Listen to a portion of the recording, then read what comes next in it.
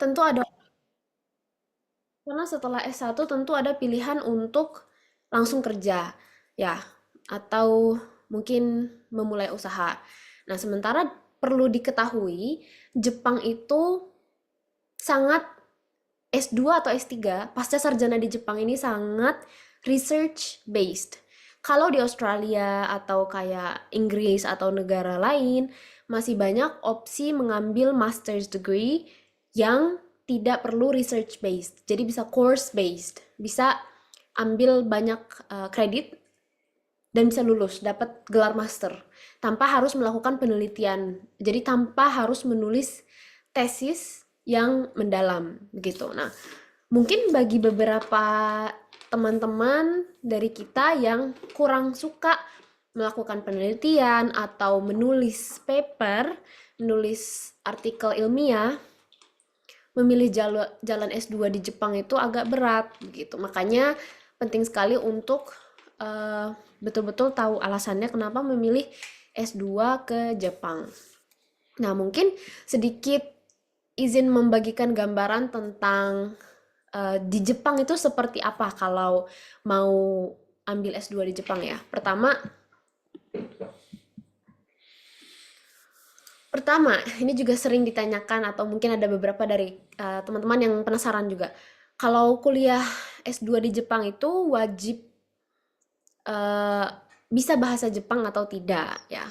Nah, kalau dulu mungkin 5 tahun sebelumnya, 10 tahun sebelumnya, kuliah di Jepang atau bahkan hidup di Jepang, kerja di Jepang tanpa bahasa Jepang itu memang sangat berat gitu. Karena di stasiun kereta di mana-mana ya hampir semuanya bahasa Jepang, nggak ada bahasa Inggris gitu. Karena kan ya memang Jepang ini uniknya dia cukup mandiri gitu. Dia tidak perlu menjual eh, apa ya, menjual kebudayaan mereka demi globalisasi. Dulu dia bisa bertahan tanpa harus terlalu bergabung lah dengan globalisasi gitu.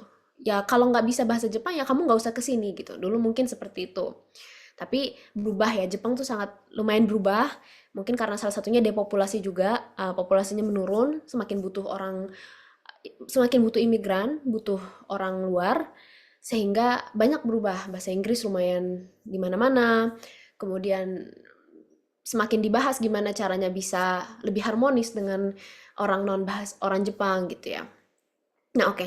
Jadi sangat memungkinkan untuk S2 di Jepang tanpa bahasa Jepang karena semakin banyak juga program internasional. Namun perlu diketahui bahwa ada banyak peluang di Jepang yang sulit diraih kalau tidak bisa berbahasa Jepang gitu.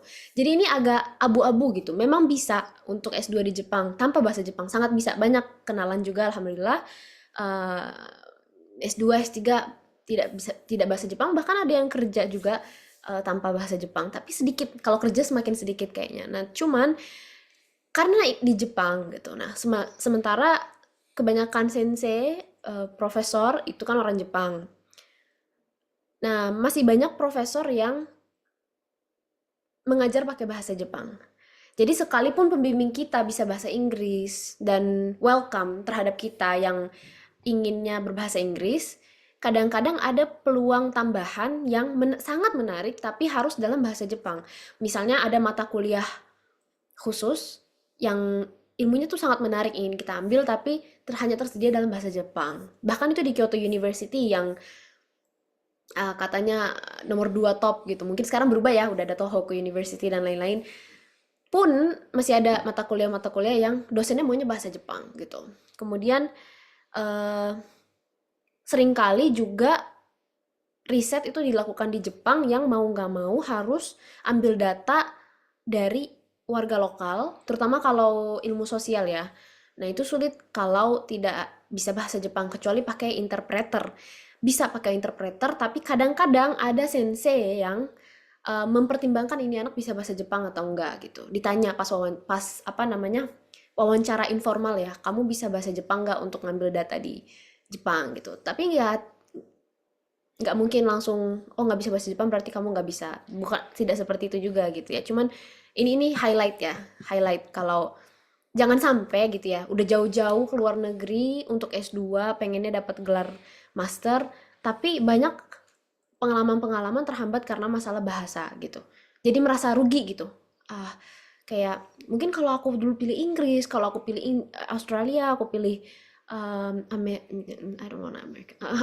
Kalau aku pilih mana ya, Jerman, mungkin lebih banyak yang bisa aku lakuin. Jangan sampai kayak gitu gitu. Jadi ini catatan aja ya, catatan. Terutama yang seneng Jepang karena anime ya, please gitu.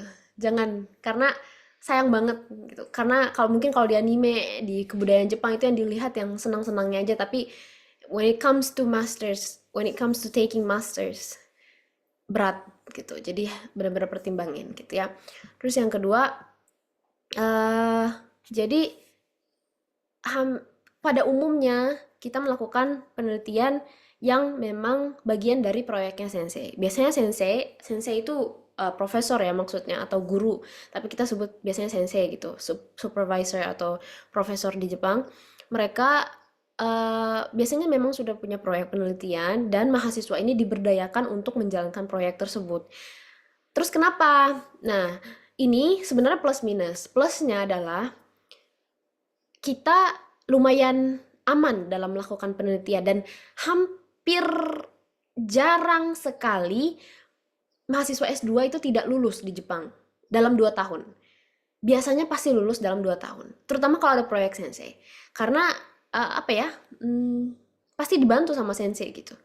Mau separah apapun selama komunikasi kita baik, insya Allah akan lulus gitu. Karena mungkin pihak kampus juga nggak pengen ya ada catatan yang telat lulusnya kalau S2. Kalau S3 beda gitu.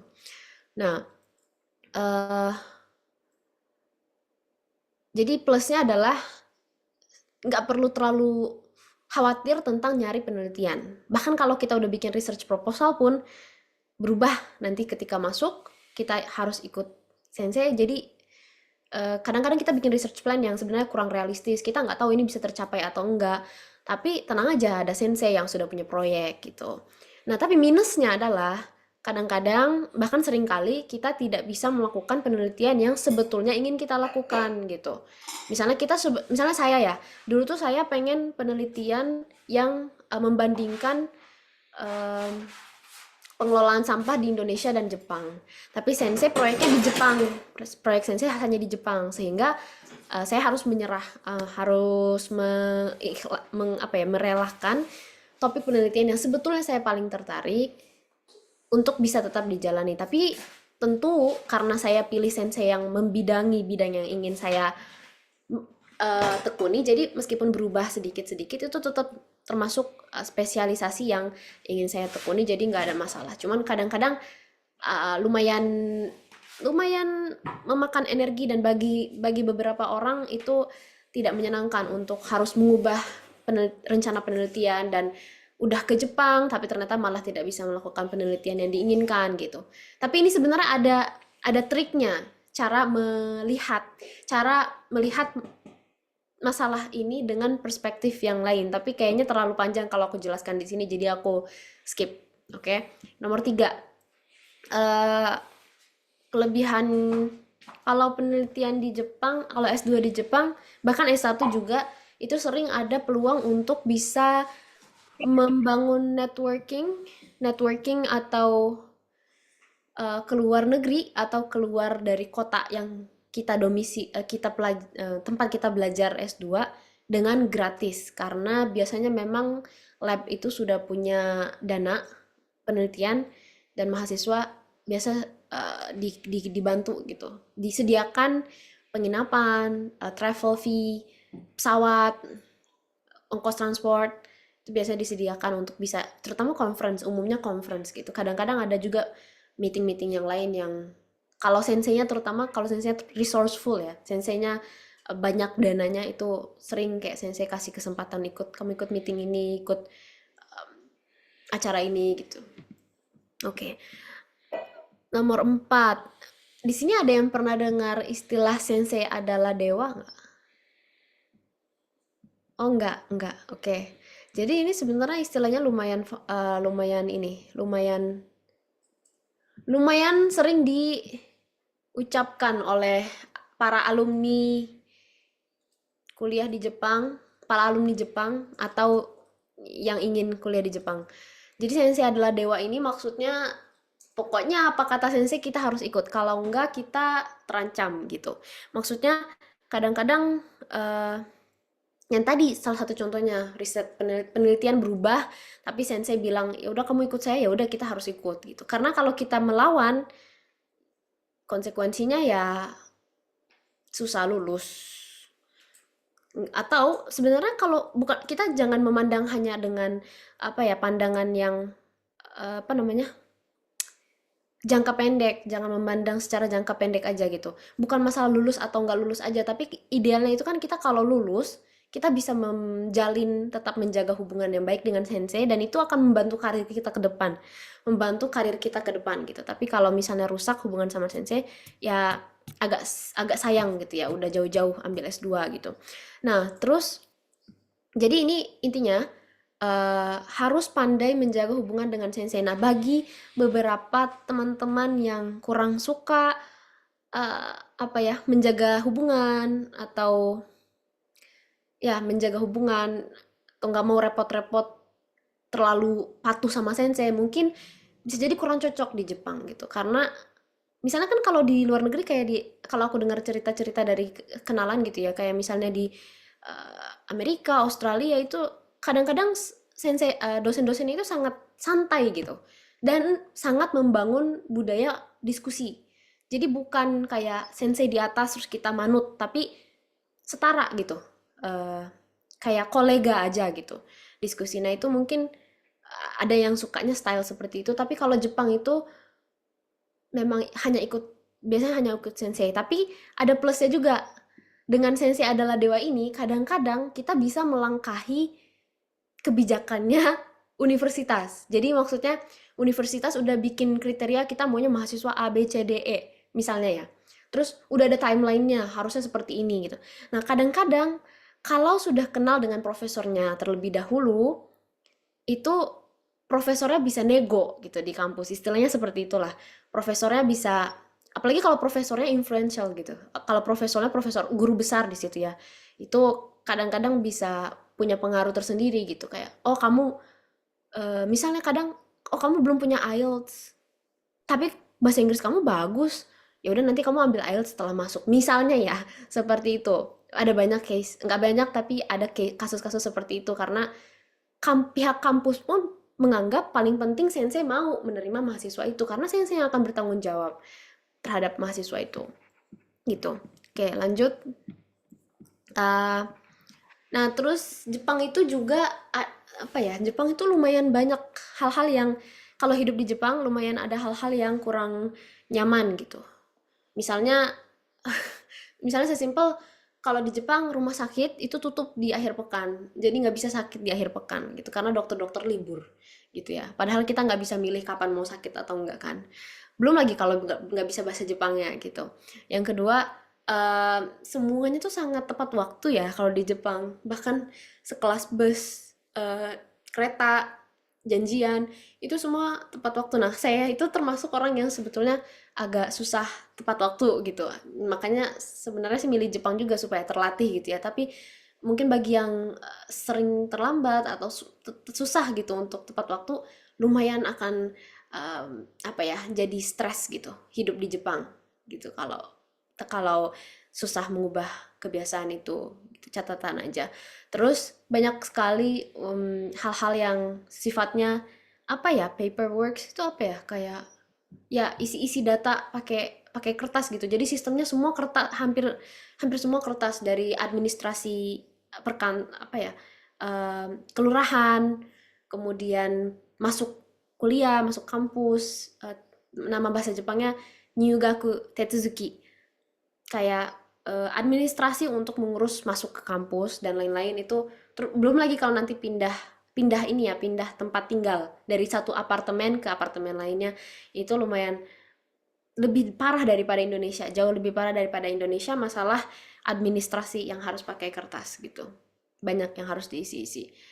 Kemudian informasi-informasi juga banyak masuknya itu lewat apa istilahnya postcard gitu informasinya. postcard, bukan lewat bentuk elektronik gitu ya. Oke. Terus yang terakhir, lumayan mahal juga biaya hidupnya. Tapi alhamdulillah sih ini ya, kalau part time job sama ada subsidi dari pemerintah itu lumayan menolong begitu.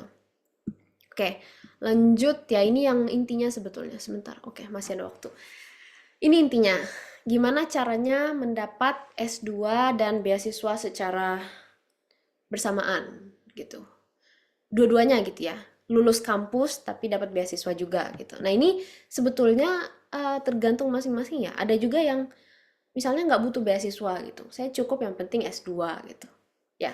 Tapi kalau bisa dua-duanya itu lebih baik. Sebenarnya bukan masalah uang aja, tapi kalau dapat beasiswa kadang-kadang kita lebih di respect gitu dalam dunia kampus, dunia akademik,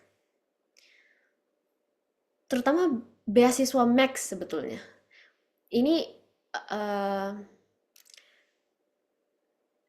ini pengalaman yang aku alami gitu ya, kayak pas aku mau daftar S3 ditanya sama calon salah satu sensei di Kyodai, di Kyoto University, kamu habis lulus S2 kemana gitu.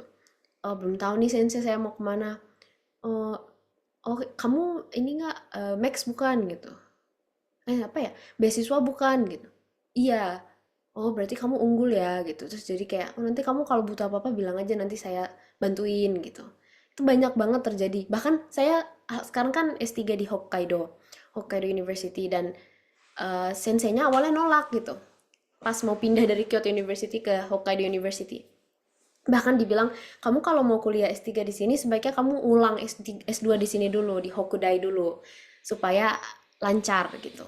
Nah, tapi sensei saya pas di Kyodai bilang, Fatima ini Max gitu. Terus kayak sensei yang S3 eh, berubah gitu. Oh, Max ya. Oke ya. Ya udah mari kita usahakan gitu-gitu. Ini pengalaman aja, dan mungkin bisa jadi ada pengalaman lain juga ya. Tapi ya karena ini berdasarkan pengalaman jadi aku merasa seperti itu gitu. Kalau bisa mengusahakan scholarship itu banyak untungnya, bukan cuman masalah finansial. Oke, jadi ini pertama ya, cara daftar ke kampus.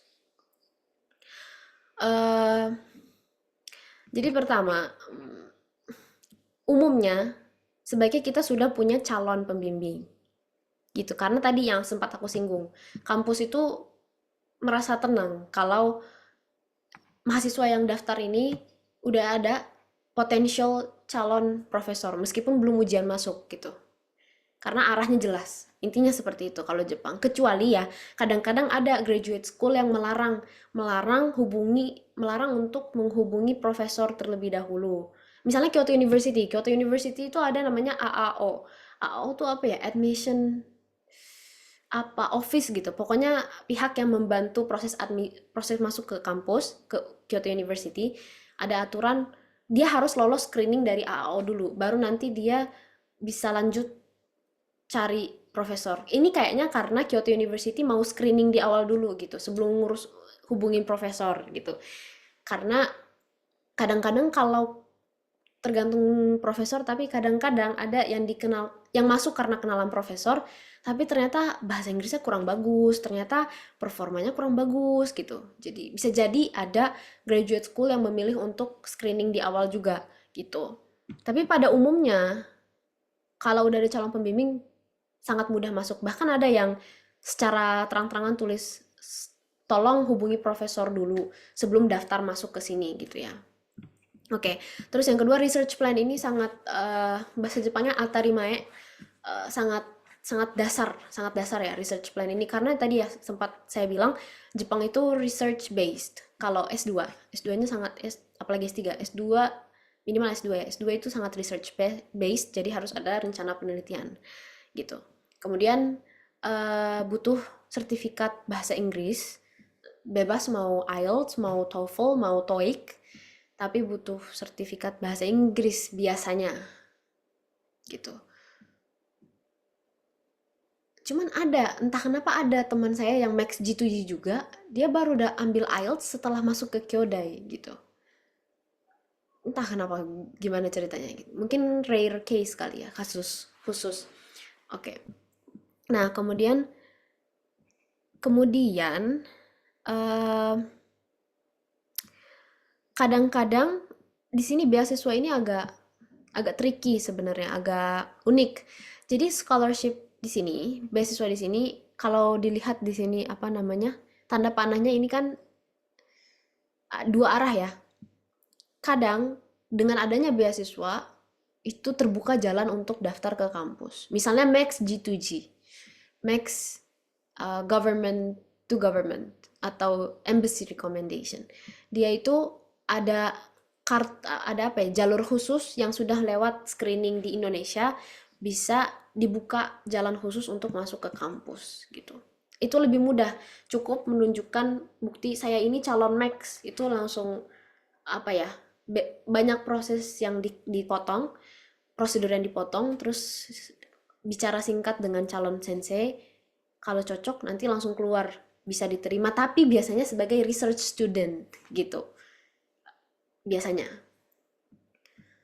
Oke, terus ini kenapa tadi dua arah, karena sebenarnya lumayan ada juga opsi mencari beasiswa setelah masuk ke kampus gitu.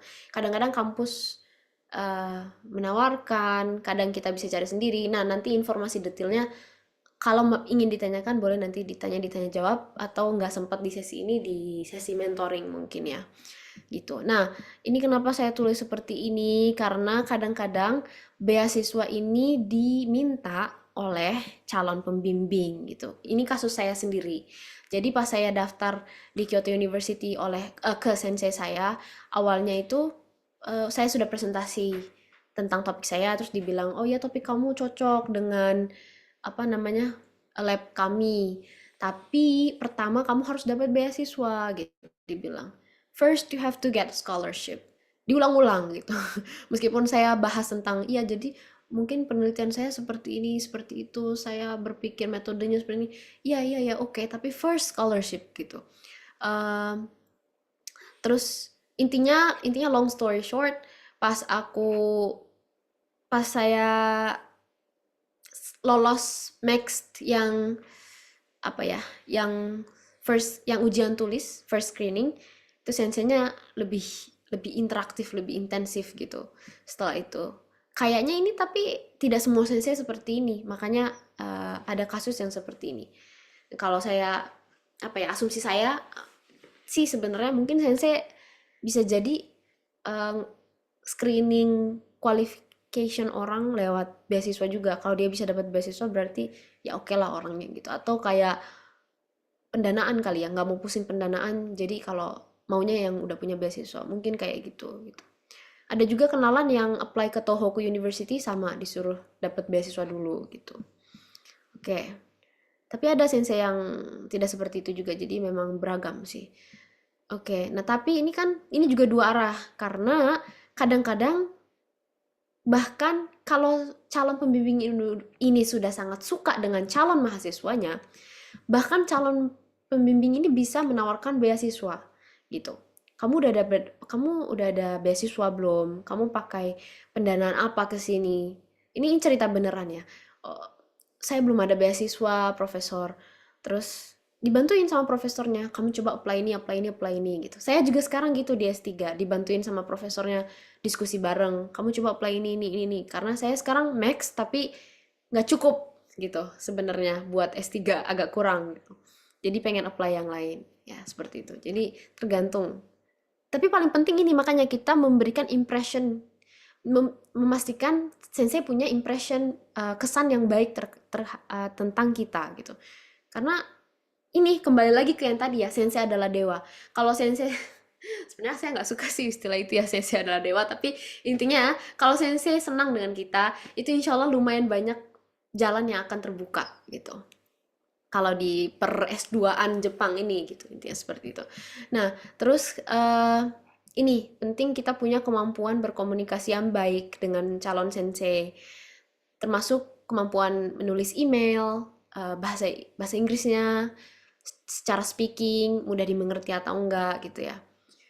Dan juga adab dan etika saat berinteraksi dengan sensei, meskipun itu via virtual, via email gitu. Mungkin kurang lebih ini poin apa ya? Poin utama dari mendaftar ke universitas.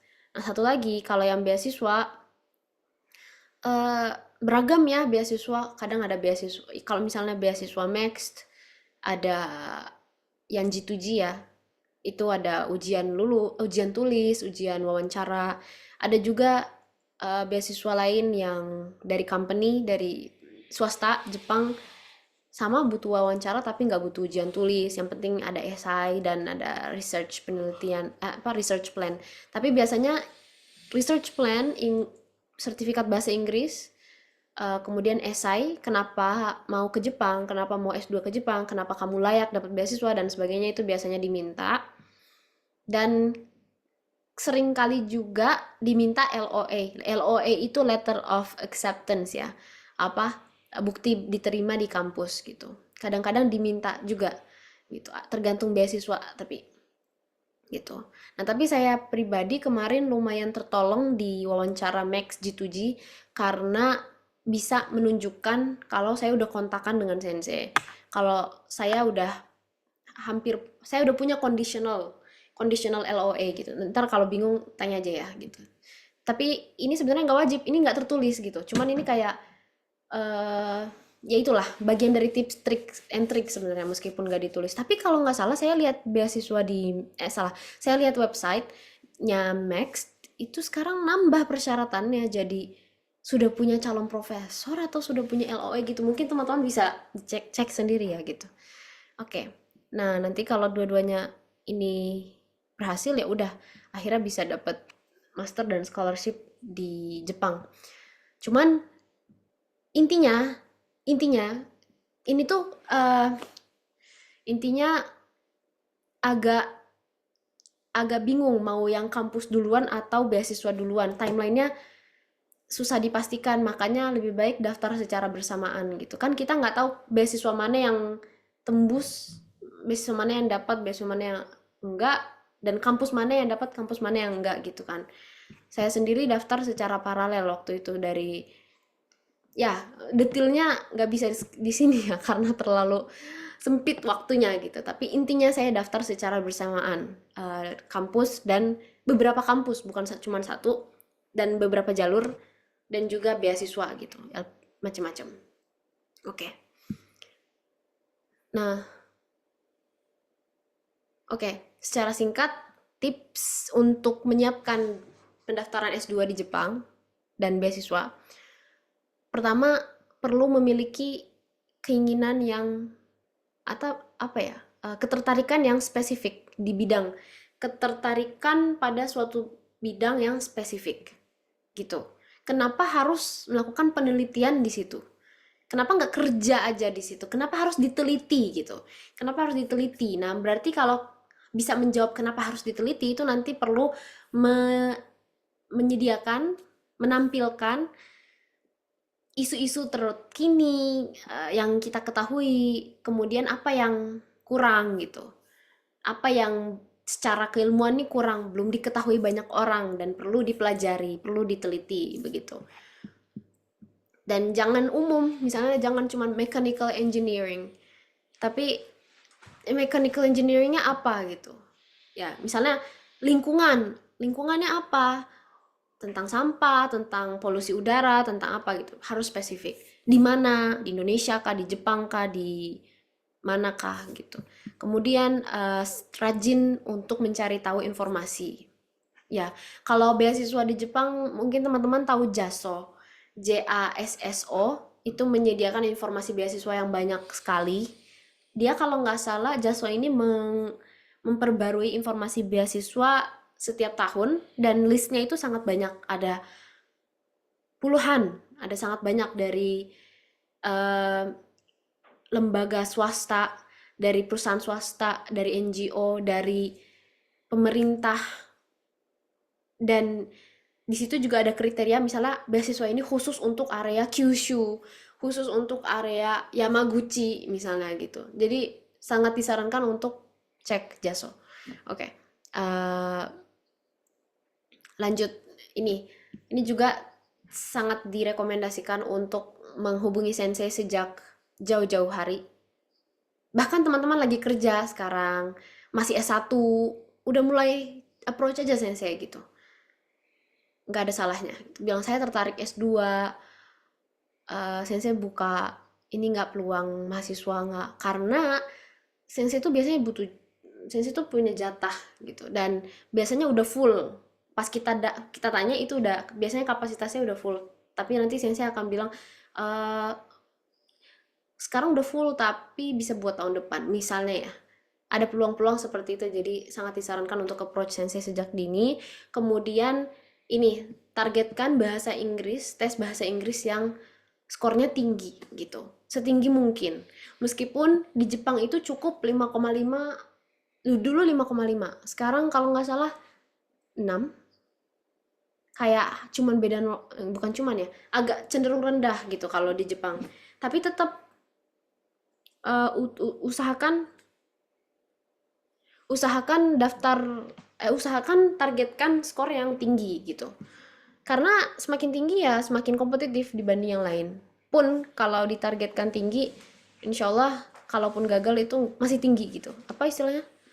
Apa ya? Eh, Aim for the moon. Apa ya? If you fall, ya begitu pokoknya targetkan tinggi gitu ya. Dah, oke. Dah, lanjut ke sesi tanya jawab. Oke, sebentar. Eh, Sebenarnya kita sampai 2145. Oh ya itu, you will land among, aim for the moon, you will land among the stars. Terima kasih. Nah, sebenarnya kita sampai 7.45 waktu Indonesia atau 9.45 waktu Jepang, tapi kalau mau lanjut sampai jam 8 atau jam 10 nggak apa-apa. Terus kalau mau live silakan ya. Tapi intinya intinya eh ini saya mau bahas tanya jawab yang berdasarkan apa namanya, yang udah teman-teman isi di Google Form. Terima kasih. Ada banyak ternyata. Nah, intinya ada beberapa yang udah saya jawab, tapi ada juga yang belum. Terus ada beberapa yang sudah saya kategorikan, gak mungkin saya bahas di webinar 45 menit ini. Di mentoring sessions berikutnya gitu, bisa saya bahas gitu. Jadi, kalau ada teman-teman yang tidak puas dengan webinar kali ini dan masih pengen tanya-tanya, bisa ikut mentoring di eh, ASA. Sebentar. Gimana ya caranya? Tunjukinnya. Sebentar. Hmm, bentar. Oh iya. Eto. Mate, mate, mate. Ini. Mungkin teman-teman boleh screenshot dulu ini sebelum nanti saya lupa. Di screenshot dulu. Nanti bisa daftar lewat sini. Ini akan ada beberapa kelas, misalnya kelas bahasa Jepang, kelas bahasa Inggris, dan sebagainya. Tapi ada juga pilihan mentoring persiapan S2. Pilih yang itu, kemudian silakan diisi. Gitu. Oke. Nah, namun karena masih ada waktu, insya Allah sampai jam 10 waktu Jepang atau jam 8 waktu Indonesia. Jadi mari kita lanjut tanya jawab. Dan mungkin saya ingin memilih beberapa pertanyaan yang masuk ke Google Form terlebih dahulu sebelum saya persilakan teman-teman untuk tanya langsung di Zoom. Misalnya yang mana ya? Ini. Step tersulit ketika mendaftar beasiswa ke Jepang. Bikin research plan yang bagus. Mungkin paling susah. Itu satu. Dan yang kedua sebetulnya bukan paling susah, tapi paling butuh investasi waktu, yaitu bahasa Inggris. Gitu. Bahasa Inggris nggak bisa instan 1 bulan, 2 bulan, tapi sebaiknya dipersiapkan dari 2 tahun sebelumnya, setahun sebelumnya, minimal banget 6 bulan sebelumnya. Itu pun semakin singkat waktunya yang ingin dipersiapkan untuk menyiapkan bahasa Jepang, bahasa Inggris, itu akan semakin besar juga uang yang harus keluar. Misalnya ikut kursus bahasa Inggris itu membantu, sangat membantu, tapi itu trade off-nya, konsekuensinya. Makanya misalnya entah teman-teman mungkin di sini ada yang masih S1 kelas apa tingkat 3, tingkat 4, atau masih kerja gitu, masih kerja full time sebetulnya tapi lagi mulai mikir aduh pengen S2 gitu ya. Dari sekarang dilatih bahasa Inggrisnya. Jangan tunggu masa pendaftaran gitu. Terus Bagaimana tips menentukan pilihan jurusan dan universitas? Eh, hmm? Menentukan pilihan jurusan dan universitas. Nah, ini yang tadi harus tahu dulu minat kita apa. Kalau udah tahu, nanti tinggal cari eh, keywordnya di internet, terus lihat ada di kampus mana aja, terus cek profil profesor,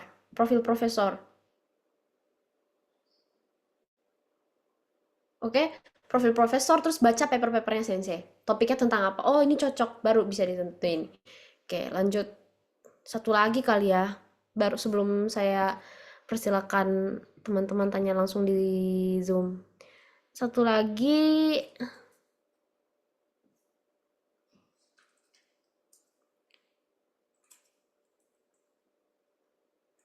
hmm, ini. Untuk Max jalur embassy recommendation, apakah lebih baik menghubungi calon supervisor sebelum atau setelah lolos primary screening? Tadi sebenarnya saya nggak menjelaskan ini ya, proses Max G2G yang detail ya. Tapi intinya Max G2G itu ada primary screening di Indonesia dan secondary screening di Jepang gitu. Kayak bersaing dengan calon dari negara lain gitu ya. Nah, sebetulnya apakah lebih baik menghubungi calon supervisor sebelum atau sesudah ini? Saya berpendapat nggak ngaruh, nggak ngaruh. Nggak, sebenarnya nggak ngaruh karena dijalanin aja gitu. Misalnya saya udah hubungin sensei dulu pas saya daftar beasiswa yang lain tapi gagal gitu beasiswa yang lain. Terus saya lanjut timelinenya, lanjut apply beasiswa yang buka kan, yaitu Max waktu itu Max G2G. Terus awal-awal first screening memang sensei nggak terlalu banyak, sensei kan sibuk ya, jadi nggak terlalu banyak respon gitu. Mungkin belum menilai apa potensial gitu saya waktu itu. Tapi alhamdulillah karena lolos primary screening tetap ngabarin sensei, baru sensei lebih interaktif gitu kan. Nah, jadi bisa jadi benar juga menghubungi sensei setelah lulus first screening, tapi kan kita nggak tahu jenis, kita nggak tahu tipe sensei tersebut gitu. Jangan-jangan sensei tersebut adalah sensei yang bisa membantu mencarikan beasiswa yang lain selain Max G2G. Kita nggak tahu peluang itu, jadi nggak ada salahnya untuk memulai secepat mungkin menurut saya. Menurut saya seperti itu. Oke, kayaknya cukup ya. Hmm, tanya jawab lewat sini. Nanti kalau kurang boleh tanya langsung. Oh, oh maaf. 1,5 jam ya ternyata ya. Bukan 45 menit ya. Maaf ya. Masih banyak waktunya ternyata. Ya udah. Masih ada sekitar berapa berapa menit berarti teman-teman Asa? Hmm, masih ada sekitar 45 menit ya? Oke. Kalau gitu kita lanjut ke tanya jawab langsung aja ya biar interaktif, biar nggak bosen. Oke, nanti kalau masih ada waktu lagi kita balik ke pertanyaan sini. Oke, apakah ada yang ingin bertanya? Boleh raise hand.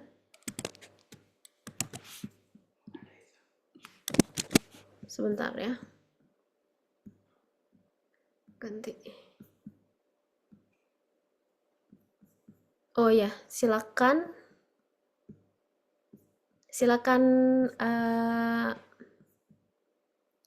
Kak Arif. Boleh perkenalan diri kemudian bertanya, silakan.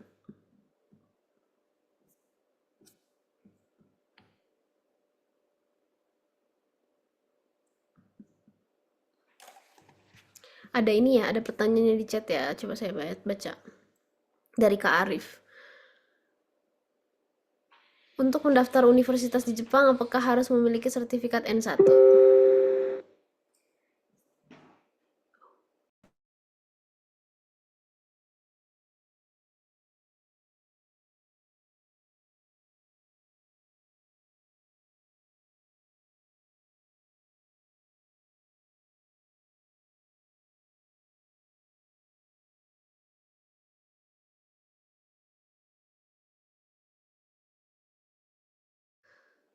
Oke, maaf ada kesalahan teknis ya. Tadi nggak bisa on mic ya. Kak Arif apakah sudah bisa menyalakan mic-nya?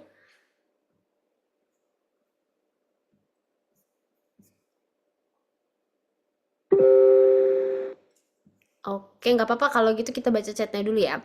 Untuk mendaftar Universitas Jepang, apakah harus memiliki sertifikat N1? Tidak. Tidak harus, tergantung jurusan sebetulnya. Kayak misalnya ada beberapa jurusan di University of Tokyo, Todai, itu harus punya N1.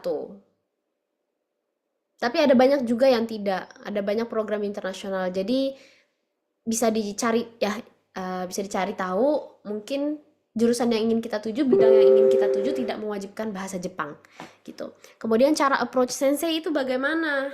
Approach sensei itu sebetulnya ada dua jalur umum biasanya. Satu lewat conference. Conference ketemu dengan sensei, lihat presentasi sensei, kemudian jangan lupa menyiapkan kartu nama ya, atau ya kartu nama paling profesional sebetulnya di Jepang. Kemudian approach sensei di situ gitu. Saya tertarik lihat mendengar presentasi sensei, bisa nggak saya jadi mahasiswa sensei? Itu yang saya lakukan untuk sensei di S3 di Hokkaido University. Um, Lewat meeting gitu. Terus bisa juga lewat email. Jadi tadi misalnya baca paper, ketemu ketemu papernya sensei, terus oh ini yang ingin saya teliti gitu. Sensei ini bisa membimbing saya gitu. Maka kirim email ke sensei tersebut. Nah, cara menulis emailnya ini yang mungkin lumayan ini ya, lumayan butuh perhatian gitu. Nah, itu agak sulit dibahas di sini gitu, karena saya perlu menunjukkan materinya gitu, tapi nggak ready sekarang. Itu kalau kalau memang pengen eh, belajar atau dibimbing seperti itu, sangat disarankan untuk ikut mentoring. Nah, eh, oke. Kemudian yang ketiga, ujian masuk universitas di Jepang itu seperti apa? Tergantung, lagi-lagi tergantung graduate school, itu semuanya informasinya biasanya tersedia di websitenya. Kayak dia biasanya memberikan penjelasan, misalnya ujian wawancara, ujian tulis, ujian lisan aja, atau ada ujian tulisnya. Kalau ada ujian tulis, biasanya dikasih lihat soal tahun lalu gitu, jadi bisa kita pelajari. Nah, kalau saya waktu itu ujian masuknya wawancara, jadi ada 4 dosen, calon profesor ditambah 3 profesor yang lain, tanya jawab sekitar 1 jam gitu tentang penelitian kita di S1 pas menulis skripsi, rencana penelitian, kemudian alasan-alasan lain begitu. Oke, terima kasih ya Kak Arif. Ada yang mau tanya lagi tapi on mic sebelum saya lihat chatnya? Enggak? Oke.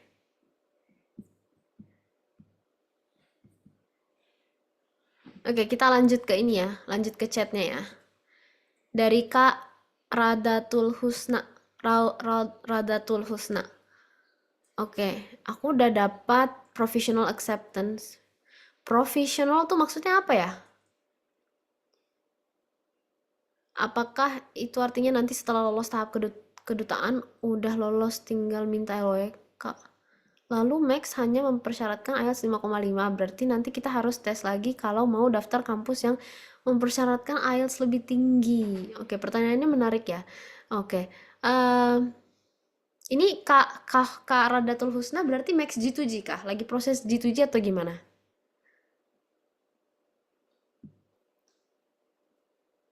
Udah bisa on mic kan? Iya, Kak. Oh ya. Iya. Oh gitu, Masya Allah, selamat ya. Oh, maksudnya mau daftar kan, Kak? Jadi kan kemarin udah coba email sensei yang di itu, yang di Hiroshima. Jadi beliau ngasih professional acceptance letter gitu, Kak. Jadi kayak LOE, tapi yang dari dosennya gitu loh, Kak. Oh, iya, iya, iya, iya, iya, iya.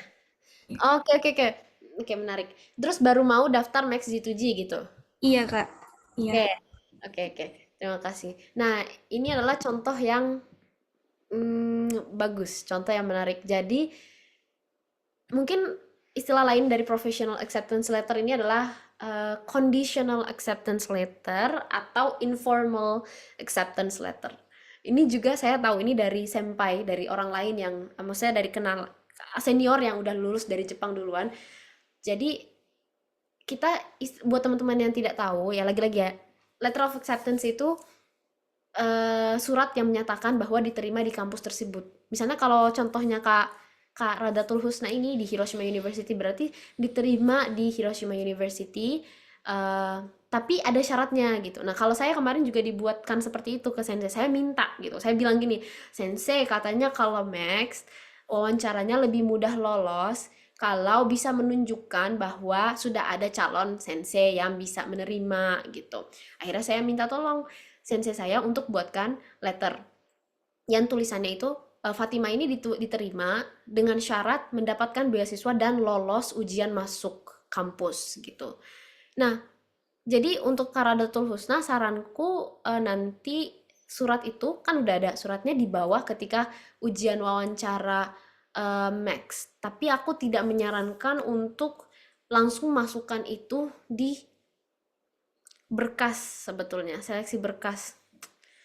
Tapi coba dicek lagi ya websitenya Max. Kalau benar yang aku baca sudah ada apa namanya pembaruan persyaratan harus ada calon profesor, berarti masukin di berkas gitu. Tapi kalau enggak, sebenarnya tricky sih. Tapi kalau berani berani sih masuk selipin aja sih ke berkasnya langsung.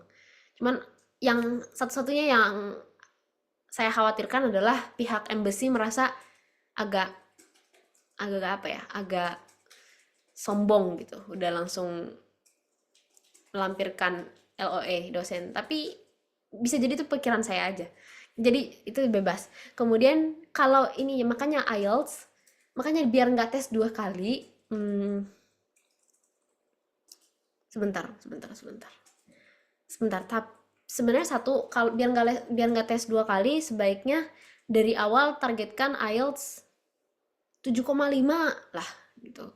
Makanya jangan mentang-mentang Jepang tuh IELTS 5,5 langsung kita pikir oh ya yang penting 5,5.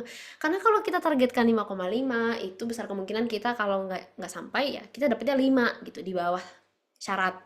Mending langsung tinggi aja. Keuntungan dari nargetin yang tinggi itu nanti bisa apply juga ke yang lain. Misalnya pengen nyoba ke negeri yang lain bukan cuma Jepang gitu. Jadi pokoknya bener-bener IELTS ini apa ya kayak kelihatan sepele tapi penting banget buat apply kemanapun. Nanti kalau udah pegang yang IELTS 7, 7,5, 6,5 itu tuh peluangnya lebih luas untuk di-apply kemanapun gitu. Oke, terus tapi bisa jadi kalau kakaknya lulus di max screening pertama, sebenarnya kampus udah nggak terlalu lihat lagi IELTS-nya. Gitu. Bisa jadi seperti itu karena udah dapat surat itu, surat apa ya? Surat pendukung dari kedutaan besar bahwa anak ini calon penerima beasiswa dari kedutaan besar dan itu memang nilainya tinggi banget kayaknya di admission kampus gitu. Gitu. Sebenarnya bocoran sedikit Maya, nggak, oke, sedikit informasi ya, sedikit informasi. Jadi katanya kalau ada mahasiswa Max di kampus, itu pihak lab atau graduate school juga mendapatkan keuntungan. Makanya kenapa mereka sangat welcome mahasiswa Max gitu. Umumnya, kecuali University of Tokyo. Sepengalaman saya, University of Tokyo nggak terlalu peduli. Dia pride-nya tinggi banget, jadi mau Max kayak mau nggak kayak mahasiswanya harus bagus gitu. Kalau University of Tokyo kayaknya seperti itu. Oke, lanjut ya ke Kak Eva. Kak, bagi tipsnya dong gimana dapat LOE. Oh, nggak, ini nanya ke Kak Karadatul Husna ya. Oke, aku skip ya. Dari Kak Ananda Najmah Fakhirah. Kak, izin bertanya, mungkin terlewat. Untuk skor bahasa Inggrisnya waktu mendaftar berapa ya? Skor bahasa Inggris itu kalau tergantung kampus, tapi kalau Kyoto University kalau nggak salah 6,5 atau 7. Meningkat sebetulnya. Zaman 2 tahun lalu tuh sekitar 6,5. Terus kalau Max dulu 5,5. Nah, sekarang masih 5,5 atau enggak kurang tahu, tapi ini kalau dari Karadatul Husna kayaknya masih 5,5 ya. Kalau kampus beragam dari 5,5 sampai 7. Kayaknya 7 paling tinggi deh di Jepang. Kayak palingnya Todai, Todai aja yang 7,5 mungkin. Todai Tohoku gitu, yang terlalu tinggi, yang agak tinggi. Oh, nilai bahasa ini, nilai nilai bahasa. Iya, IELTS, IELTS. Bahasa Inggris apa bahasa Jepang? Iya, nilai bahasa. Oh, Maksudnya gimana ya, Kak Ananda? Maksudku nilai bahasa Kak Fatimah, nilai saya. Oke, saya IELTS 7,5. Ya, JLPT N1 gitu. Oke, maaf ya. Lanjut ke Kak Berlina. Menyarankan untuk menghubungi sensei duluan di jauh-jauh hari. Apakah ada tips cara untuk membangun komunikasi dengan sensei atau untuk menghubungi sensei duluan? Eh, tipsnya, tipsnya mungkin salah satunya adalah sebelum ngirim ke sensei, karena pengiriman satu kali email ini sangat vital, sangat sangat sangat penting. Karena yang sensei baca pertama itu akan menentukan senseinya mau lanjut atau enggak, ya kan? Jadi first first email itu sangat penting, makanya aku sarankan untuk minta orang-orang sekitar, mungkin guru bahasa Inggris kamu atau kakak kakak kelas, mentor, senior yang sudah melewati proses ini untuk pastikan draftnya bagus gitu ya. Karena kadang-kadang bagi kita yang posisinya masih belum tahu, kita nggak bisa bedakan mana yang sebetulnya udah bagus atau mana yang masih kurang bagus gitu. Makanya penting sekali untuk mendapatkan koreksi dari senior. Kemudian itu tips paling penting sebetulnya. Tips yang kedua mungkin jangan langsung berlebihan informasinya di awal. Gitu. Itu juga tips yang saya dapat dari senior saya. Jangan langsung ada research plan-nya, langsung ada CV-nya lengkap gitu. Sopannya adalah tanya dulu, sensei punya ada apa ya, membuka peluang mahasiswa untuk daftar di tempat sensei atau tidak gitu. Oke, lanjut ya. Sampai jam jam berapa ya? Jam 10 JST atau jam 8 WIB dulu ya untuk tanya jawab di Zoom. Kak, apakah memungkinkan D4 di Indonesia bisa S2 di Jepang dengan jurusan yang berbeda? Eh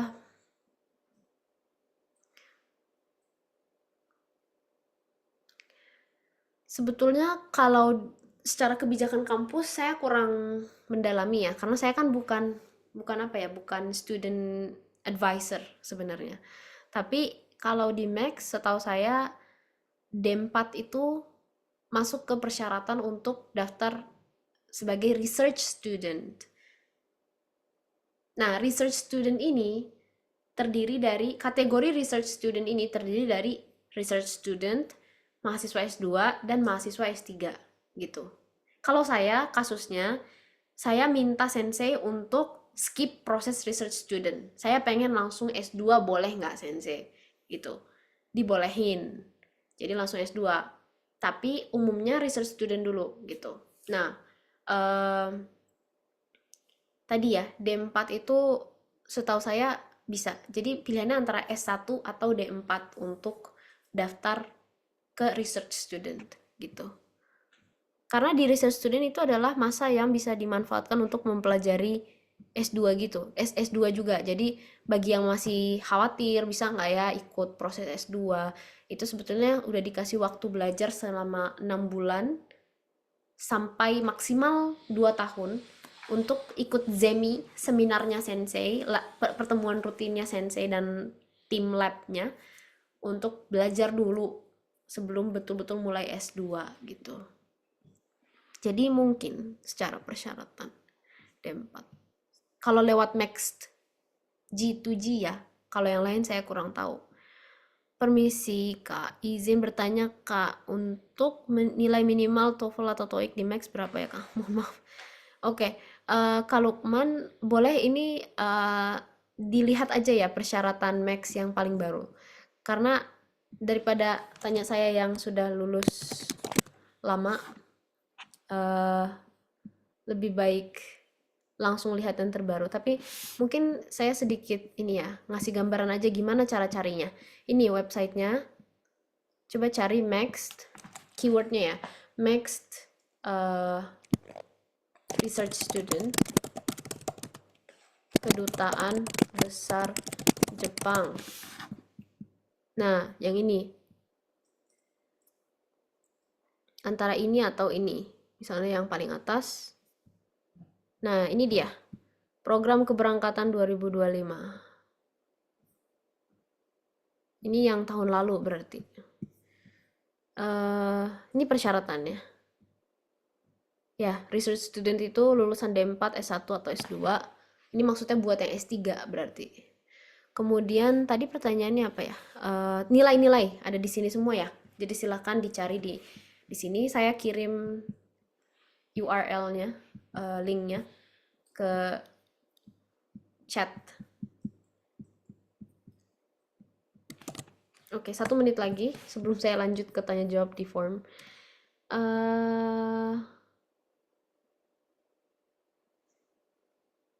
Mana ya? Pertanyaan yang lain. Kak Cindy Arnelta Putri mau tanya, berdasarkan pengalaman kakak, berdasarkan pengalaman saya kemarin saat interview itu apa dilakukan online? Iya, online. Saya waktu itu posisinya di Indonesia, jadi online. Oke, terakhir kali ya, Kak Caira. Saya sudah menemukan beberapa program S2 yang cocok sama topik riset saya, tapi bukan program internasional.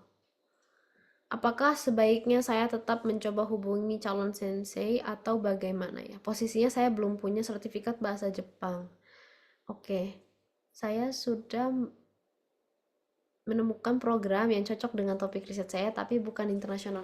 Nah, ini sama, saya juga dulu menemukan jurusan yang sangat cocok juga, tapi waktu itu jurusannya di University of Tokyo, pendidikan, dan hanya tersedia dalam bahasa Jepang gitu.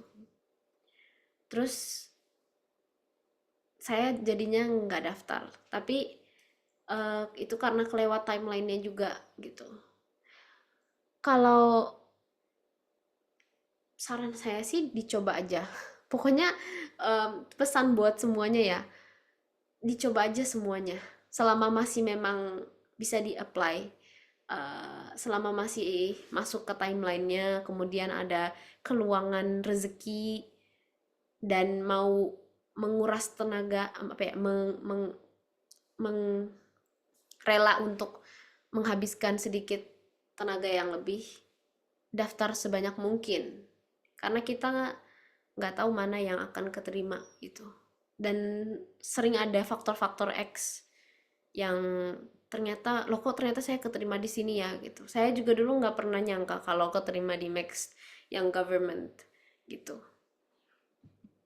Cuman kayak waktu itu saya dapat masukan dari adik saya yang duluan ke Jepang, kalau mau dapat beasiswa harus banyak daftarnya. Dulu saya cuman bikin list 3 lah gitu.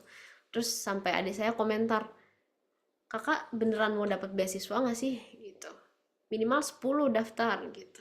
Jadi daftar yang banyak aja. Dulu saya daftar sekitar 3 kampus di Jepang.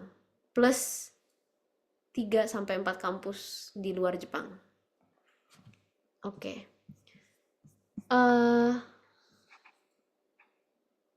Gimana ya?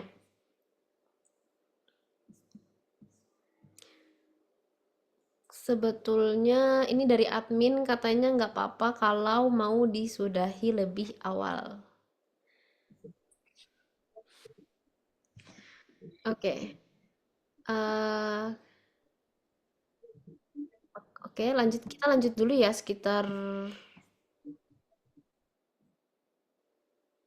mungkin maksimal sampai 8.15 kali ya, kalau kecuali ada yang mau tanya lewat mic juga nggak sebelum saya lanjut ke daftar pertanyaan.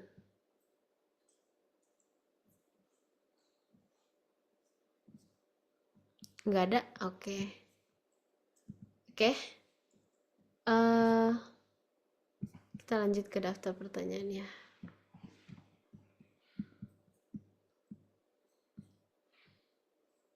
Mana ya? Ini, apakah rancangan riset atau rencana penelitian lebih baik dibuat sesuai dengan situasi kondisi di Jepang? Jawabannya betul. Sebaiknya iya, meskipun tidak 100% seperti itu karena seringkali juga di sini itu ketika kita memberikan proposal penelitian yang mau di luar Jepang, itu sensei nanya, "Kenapa kamu studinya ke Jepang?" gitu. Bahkan penelitiannya di Indonesia gitu ya misalnya. "Kenapa kamu ke sini kalau penelitiannya di Indonesia?" misalnya. Tapi tergantung kita bisa mengomunikasikan urgensi penelitian itu di Jepang atau di Indonesia atau tidak. Atau misalnya ada beberapa kenalan saya yang penelitiannya memang membandingkan Jepang dan Indonesia misalnya. Jadi masih ada Jepangnya gitu. Atau karena sensei tersebut memang spesialisasi bidang yang di Indonesia itu sangat cocok gitu. Terus apa ya? Kalau Next, kalau pertanyaannya ini adalah untuk Next. Next itu kan dia tujuan utamanya itu menjalin hubungan baik antara Indonesia dan Jepang. Jadi sebetulnya base bagian pihak Max juga menginginkan penelitian kita itu bisa menggabungkan apa ya kepentingan Indonesia dan Jepang, bisa ada untung untuk Jepang juga gitu. Jadi penting untuk menyesuaikan kondisi di Jepang juga. Kemudian kalau ujian wawancara di Max itu biasanya selalu ditanya kenapa pilih Jepang gitu. Jadi ada baiknya menyesuaikan situasi di Jepang. Karena itu lumayan menandakan bahwa aplikan, pendaftar itu memang serius dalam rancang penelitian itu gitu. Salah satu perspektifnya seperti itu. Oke.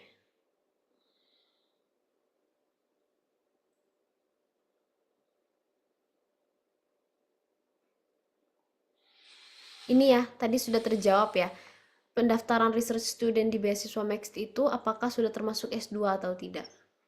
Sudah ya. Cuman tadi umumnya research student dulu, baru nanti bisa ke S2. Kecuali uh, kecuali memungkinkan untuk langsung mulai S2. Nah, biasanya yang mungkin langsung mulai S2 itu sudah ada hubungan dengan sensei, sudah ada interaksi dengan sensei, sensei percaya, atau biasanya yang sudah familiar dengan Jepang, jadi tidak terlalu butuh waktu untuk adaptasi gitu. Oke. Uh, Lanjut dulu ke Zoom. Kita selesaikan yang di Zoom, terus kita sudahi dulu ya yang sesi kali ini. Kita lanjut ke Kak Kak Nashwa Nafisha Alfa. Tolong ceritakan pengalaman part-time di Jepang dong Kak. Karena khawatir akan lingkungan kerja di sana, apalagi sebagai muslimah. Oke. Okay.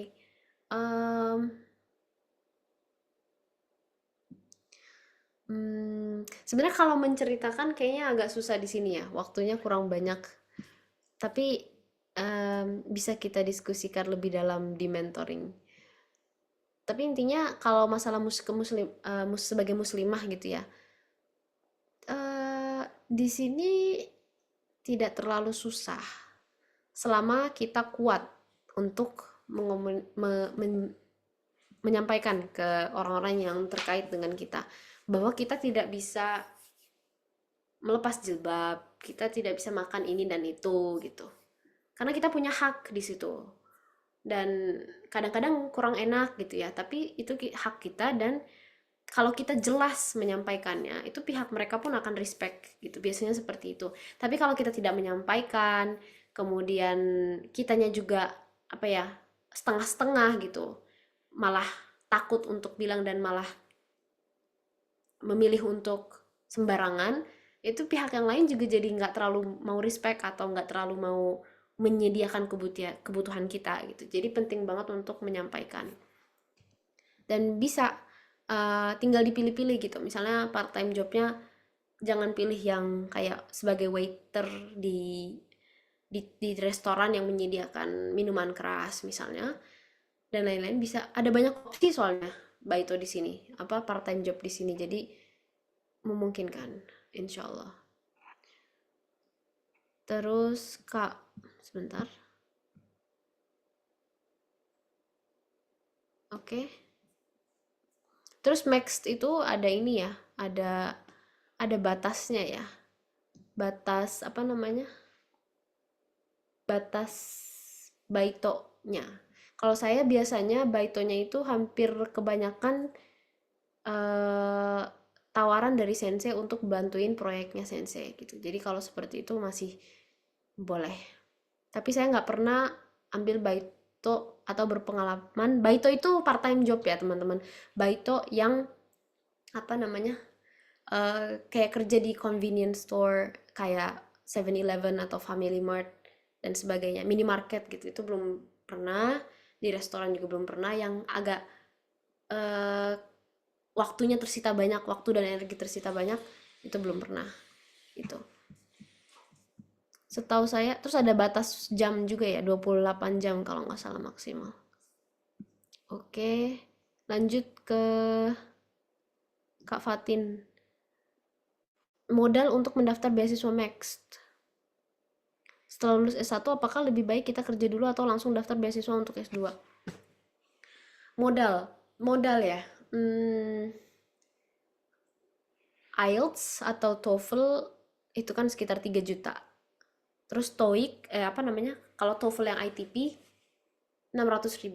Jadi bisa milih. Tapi kalau TOEFL ITP itu bisa untuk daftar Max, tapi masih banyak pemberkasan lain yang nggak menerima TOEFL ITP. Jadi lebih aman yang IBT atau eh, IELTS CBT atau IB bukan IBT apa ya namanya? Yang non ITP gitu, yang 3 juta gitu. Kemudian daftar kampus itu 30.000 admission fee biasanya. Nah, tapi kalau nanti keterima Max, 30.000 itu dikembalikan. 30.000 yen maksudnya. 30.000 yen itu sekitar 3 juta rupiah.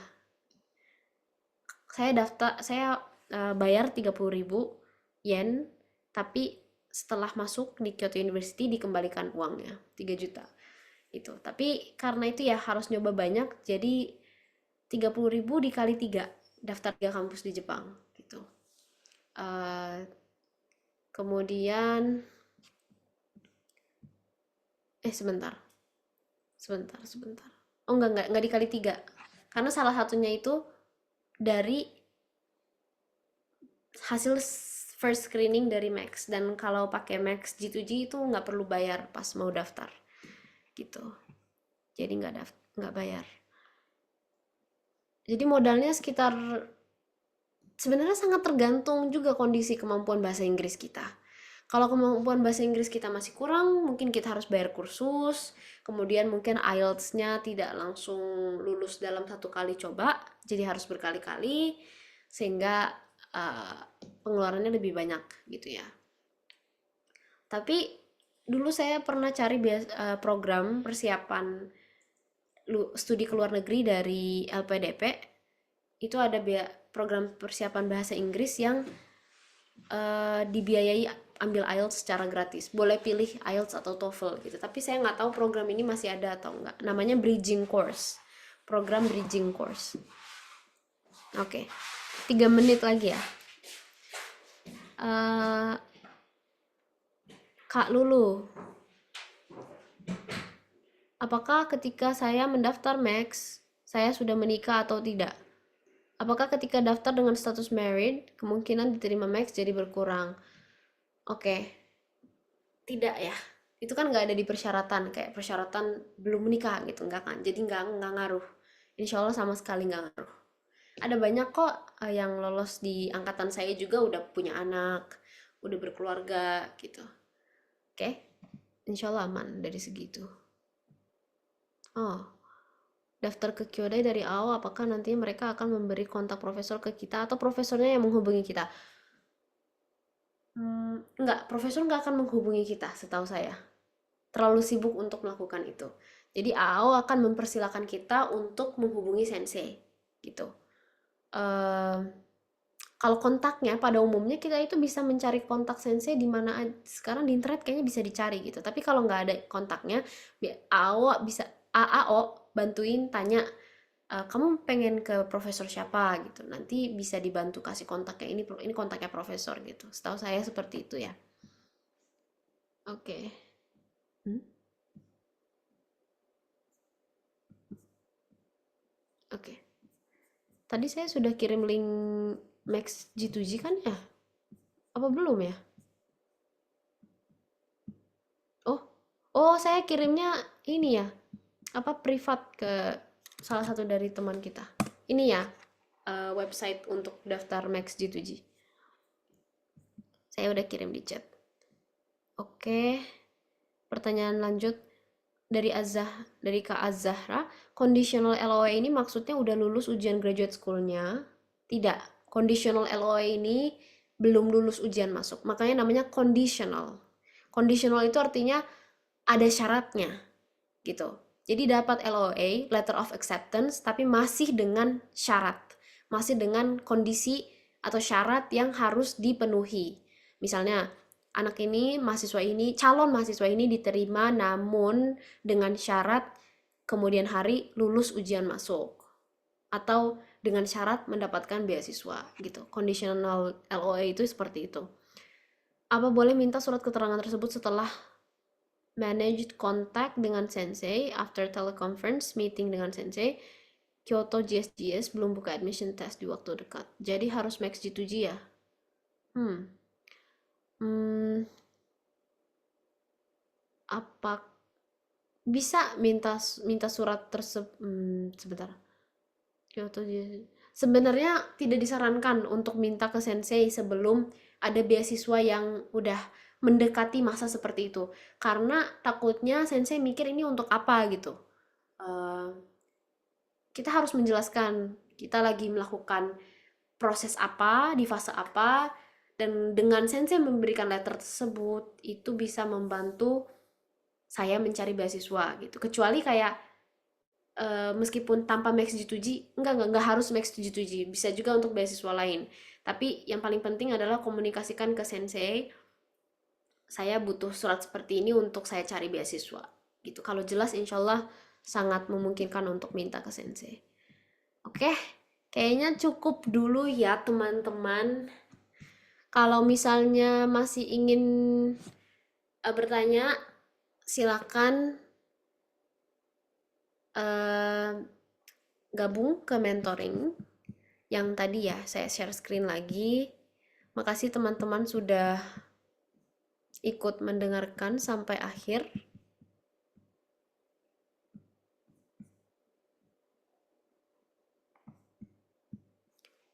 Oke, nah ini bagi yang ingin ikut mentoring, silakan daftar di link ini, bit.ly pendaftaran murid ASA, atau bisa scan barcode ini.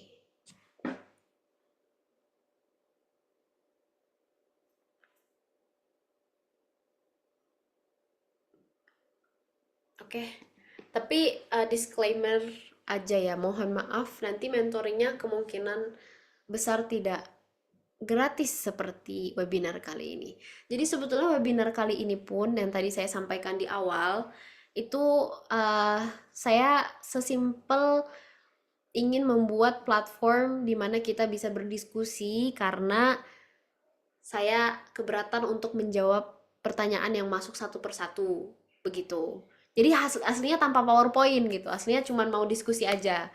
Tapi karena minta bantuan uh, di ASA dan supaya lebih baik gitu ya penyampaian materinya, jadi dapat request untuk bikin PowerPoint sehingga kita bisa ya diskusi seperti ini.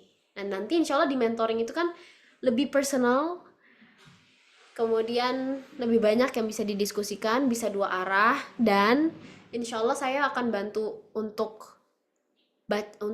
apa ya, untuk memeriksa berkas yang ingin disubmit, misalnya esainya atau research plan-nya semampu saya. Jadi lebih lebih nyata juga dalam pembimbingan gitu. Kalau ini kan cuman membagikan informasi gitu ya, meskipun informasi juga penting. Oke. Oke, teman-teman sudah berhasil menyimpan informasi daftar ya. Iya, Kak Farah. Oke. Kalau misalnya lupa harus daftarnya di mana, nanti bisa cek Instagramnya Asa juga, atau di Instagram saya juga ada di bio di saya, oke? Instagram saya namanya Syakuraf kalau mau cek ini, oke? Kalau begitu kita sudahi dulu. Kita sudahi dengan membaca. Oh ya, minta maaf kita foto dulu ya teman-teman untuk kenang-kenangan. Kita foto bagian berkenan, silakan menyalakan kameranya. Maaf ini saya sebut teman-teman, padahal mungkin ada beberapa yang apa namanya senior dibanding saya gitu ya. Mungkin udah ya. Saya belum pernah kerja full time sebelumnya, tapi mungkin ada kakak-kakak yang sudah lama bekerja, kemudian tertarik untuk eh, S2 begitu ya. Oke, ini ada yang bisa bantu fotokan? Admin, oke. Mari kita ikuti aba-aba admin. Oke. Eh, izin saya ambil foto ya. Silakan, mungkin masih ada yang ingin on kamera.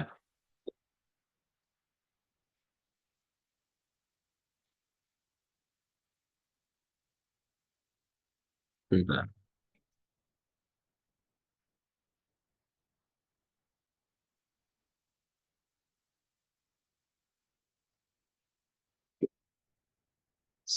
Tiga,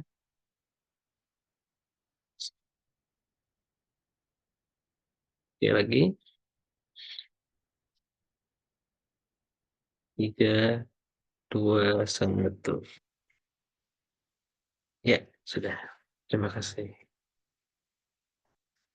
Terima kasih banyak. Kayaknya ada beberapa yang saya kenal juga ikut ternyata. Terima kasih sudah hadir. Semoga ada manfaatnya ya. Semoga ada informasi yang bermanfaat, berkah. Semoga lancar proses daftarnya. Sampai ketemu lagi insya Allah. Subhanakallahumma bihamdika wasyhadu an la ilaha illa anta astaghfiruka wa atubu ilaik. Assalamualaikum warahmatullahi wabarakatuh. Terima kasih Terima banyak kasih, ya, Kak. Kak.